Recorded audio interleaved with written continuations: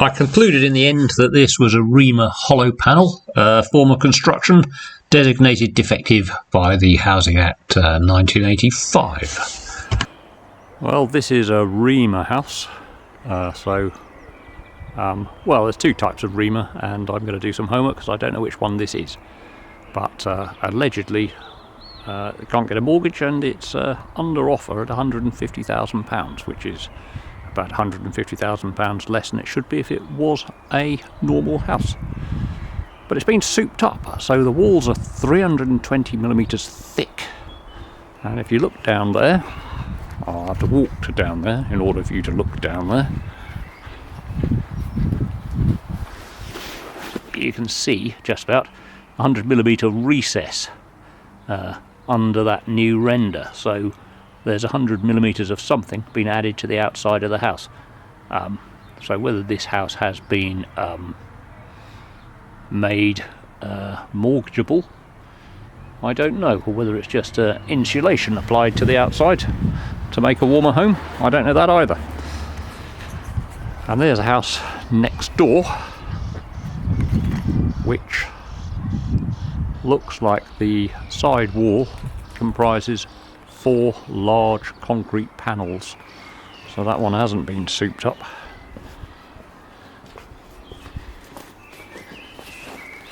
And you can see at the bottom that well, there's no projection of the render, so that's the original external finish. Back to our house, a nice expansion joint fitted top to bottom on the side elevation. And there it is from the rear, so you know, a nice tidy presentable house. So writing off thousands of houses as defective and unmortgageable in 1984, and now it's 2023, seems to have been a rather absurd decision. It probably was a bit absurd then, and looks increasingly absurd now. And that's the party wall, and what can you see from there? Well, that side is one piece of concrete, and we've got a chimney breast in the middle which looks like poured concrete, and then over there a less obviously concrete panel. Otherwise it's a fairly conventional 1960s raft and purlin roof, so no clues there. So the only clue that we're in a concrete house from within here is the gable wall. It's not a gable wall, it's a party wall. Whoever said it was a gable wall? But anyway, from the outside of the house it's obvious it's not a traditional construction type. Down there, bit of an asbestos smashed in loft hatch. And here we are at the party wall. This is the chimney breast, which looks like poured concrete, but it must be, well, or is it sections of concrete which have been craned into position. And there's part of the party wall with a couple of holes through it, and I think there's bits of steel in there, little metal. There's a loft hatch right next to my feet, so one false move and I'm a goner. So what are those? Let's go and turn this off and just probe them with a battery. I've got Alzheimer's disease, haven't I? I didn't mean battery, I meant magnet. Yeah, I can feel that. There's little bits of steel in there. So those hooks, I think they might just be hooks for lifting the concrete panel up into position, craning it up into position. Right, anyway, that's all I can see here. And now for something completely different. This is a house called Sandcliffe in Devizes. It is probably a brick house, but with an ashlar finish to the front. And there's a blue plaque on it, which says that George Eliot stayed here.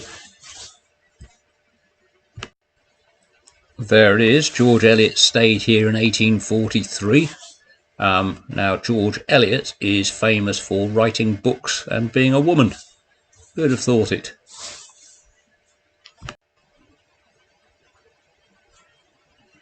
This is a familiar story if you look at the little film on Old Park House, but what we've got in this picture is a piece of stone which appears to have loosened, and the reason it has loosened is because the ashlar is fixed onto the brick backing with metal cramps, and these are corroding. And this picture here, you can see the end of one of those cramps, so that's going through the wall and be hook shaped and be hooked onto the brick backing. And obviously as the metal expands, whereas the metal rust, there's an expansion process which is causing the ashlar to crack and fall away. And there's another example where a bit of stone has been forced off the face of the building by a rusting cramp.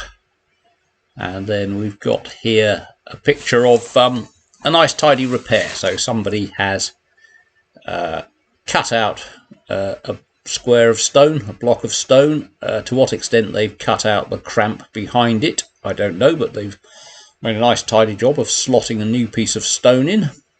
And that's in contrast to this repair where somebody has well, cemented a piece of stone back in. So I expect the rusting behind it will carry on and that piece of stone will pop off the wall again in due course. And then just to finish this picture, you can see in the middle there's half a dozen little sort of blisters in the stone where it's loosening, presumably because there's a rusting metal cramp behind it. This is a bungalow in Bath, semi-detached bungalow, and it's had a uber roof conversion, as in I think what's happened is they've taken the roof off in its entirety and built a new one. They've tried to be very modern and build it with modern techniques, so you've got a dry roof ridge up there, no cement, but where this modern technology seems to have gone a little bit wrong is in the valley. Well, they haven't used any cement there either, but there are a number of bits of tile that have fallen out. Now, those tiles will be hanging from battens with nibs, and if you've cut them like that, they'll all be using just one nib or maybe even no nib to keep them in position, which quite clearly isn't working. And old school, you would have patched the edge of the valley with mortar, which hasn't happened here. So I think they're going to have to do it a little bit in the old style and pack the valley edges with mortar. And I think you can just about see in there the edge of the lead valley, so it's very easy for wind to just blow the rain up there and into the roof void. So not entirely satisfactory at present. Internally, I mean, we can see that there are new rafters, and that's an air permeable underlay, but it's chock-a-block both sides, so I can see bugger all really. So I will be jumping to some reasonable conclusions, I think. And this is one of those groovy modern taps, but you know, you need to be expecting the worst, don't you? Because you do that and wash. So you get ejaculated all over. Oh, look at that, I've soaked their stuff now, I'll have to go and tidy up. Nobody wants to be ejaculated on when they're not expecting it. And those are very expensive folding doors. So they're hinged and they slide, I expect.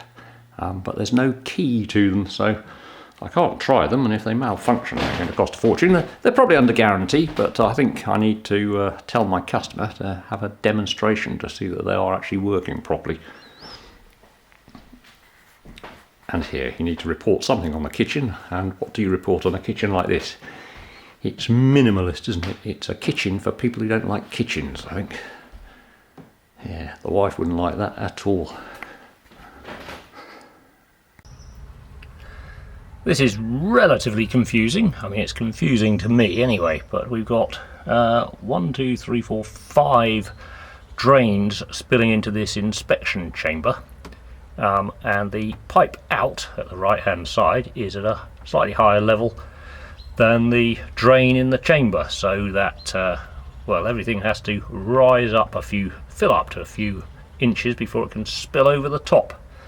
So the chamber is literally trapping effluent in it, and the drain to the top of the picture, not the higher up outflow, but the one that's full of poo, appears to come from the neighbour's house. So really weird, sort of backlogging up the next door neighbour's poo, and they obviously have a very they eat lots of wholemeal bread, don't they?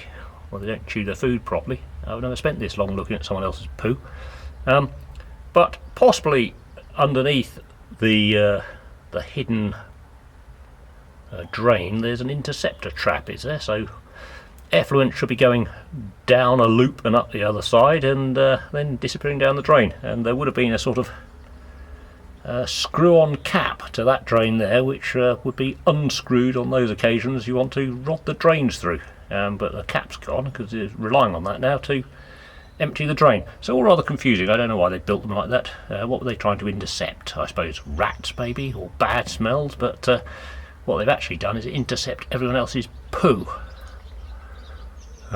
Anyway, Google interceptor traps and you can probably make a better effort of understanding it than I do. This is a roof built in the 1990s. Might even been built in 1990, but it's a nice sturdy cut roof, rafters supported on purlins, purlins supported on struts, two that side, one the other side. I mean, one the other side because there is another roof attached to the other side.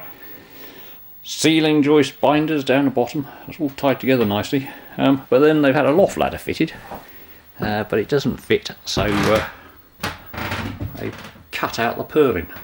And well, it's also cut out where the purlin's jointed, and where the joint is, I've got to see, there's a, might fall down there. This could be the last little video I ever make. So there's just a gap of a piece of wood a couple of inches thick there between the joint and the cut out bit. I mean, is that a problem? I mean, it's even thinner from the underside. Yeah, well, I don't know. I suppose something ought to be done about it. I have a new damp meter here. It's called the Protometer Digital Mini, and you can't see it there, but at the bottom it will say dry, at risk or wet, which is very useful because otherwise I wouldn't know, would I really? So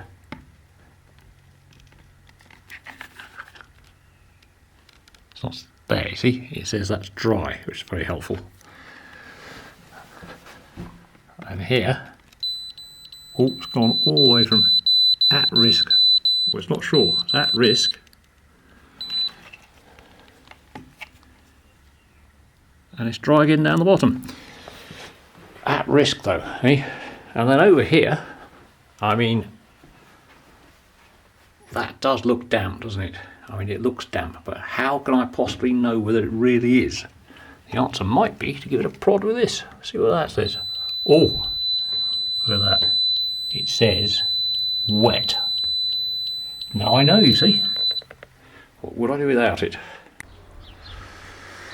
This looks to me like a fairly regular 1960s bungalow, although it has been extended and extended. That last window down there looks like part of an extension to what is an otherwise fairly symmetrical structure. Right, round here, there's a tile-clad gable wall, a few plants grown out the top of it. There they are. There they are, plants grown out the roof. But that's not what I'm here to discuss. However, inside, the owner has very carefully lost all the window keys, but that wall has no depth to it.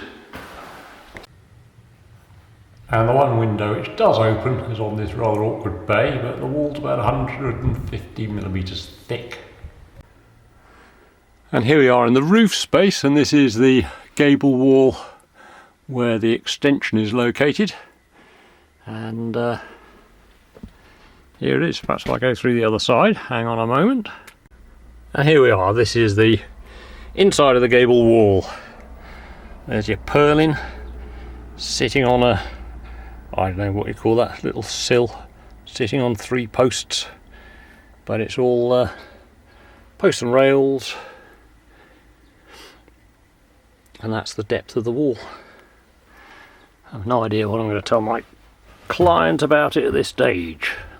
I'm going to clamber through here with both hands in use. Turn that off.